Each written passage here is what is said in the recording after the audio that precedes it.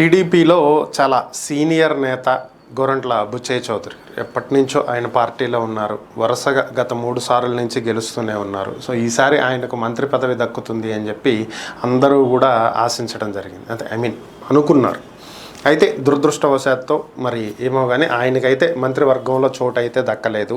అయితే ప్రస్తుతం మంత్రులుగా ఎవరెవరికైతే బాధ్యతలు ఇచ్చారో వాళ్ళందరికీ ఆయన శుభాకాంక్షలు తెలియజేశారు. వారంతా సక్రమంగా చేస్తారని, ప్రజల మన్ననలు పొందుతారని చెప్పి ఆయన భావించడం జరిగింది. దీంతో పాటుగా ఆయన కొన్ని విషయాలను చర్చించడం జరిగింది. దీంట్లో ఒకసారి ఆయన మాట్లాడినటువంటి విషయాలు ఒకసారి పరిశీలించినట్లయితే, జగన్మోహన్ రెడ్డి ప్రజల్లోకి వస్తాను అని చెప్పి చెప్తున్నారని, ఏ మొహం పెట్టుకుని ప్రజల్లోకి వస్తారు, ఇప్పుడు ఆయన ప్రజల్లోకి వస్తే చెప్పులు రాళ్ళు తీసుకుని కొడతారు ప్రజలు, ఆయన చేసినటువంటి పనులకే ఆయనకి ప్రతిపక్ష హోదా కూడా ఇవ్వకుండా పక్కన కూర్చోబెట్టారు, అయినా కూడా ఇంకా ఆయన ఏదో ఊహల్లో ఉన్నట్టున్నారు, కాస్త దాంట్లోంచి బయటికి రావాలని చెప్పి గోరంట్ల బుచ్చయ్య చౌదరి గారు వ్యాఖ్యానించారు. ఇదే సందర్భంలో మీడియా అడిగినటువంటి ప్రశ్నకు ఆయన సమాధానం ఇస్తూ, తనకు మంత్రి పదవి వస్తుంది అని చెప్పి ఆశించిన మాట వాస్తవమే అయినప్పటికీ కూడా రాలేదు అని చెప్పి బాధపడట్లేదు.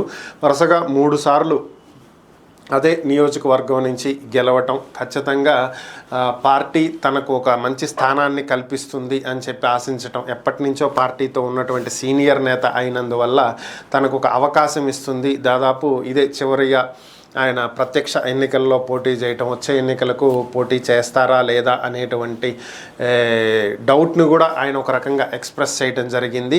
రాజకీయ చివరి దశలో ఆయన మంత్రి పదవి వస్తుందని చెప్పి ఆశించాను, కానీ రాలేదని అయితే బాధపడట్లేదు.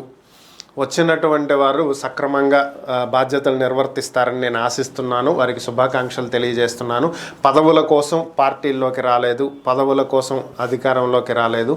సో నాకు పదవి వచ్చినా రాకపోయినా గత 2 టర్ములు ఏ విధంగా అయితే పార్టీ కోసం పనిచేశాను, ఇప్పుడు కూడా అలాగే పనిచేస్తాను, నియోజకవర్గంలో బాధ్యతలు చేపడతాను. కాకపోతే మినిస్టర్ అయి ఉంటే ఇంకొంత వెసులుబాటు ఉండేది, కాస్త ఎక్కువగా అభివృద్ధి కార్యక్రమాలు చేపట్టడానికి అవకాశం ఉండేది. అదొక్కటి మిస్ అవుతున్నాను తప్ప నియోజకవర్గానికి అందుబాటులో ఉంటాను, ప్రజలకు అందుబాటులో ఉంటాను, కావలసినటువంటి అభివృద్ధి పనులు చేపడతానని అయితే ఆయన తెలియజేశారు.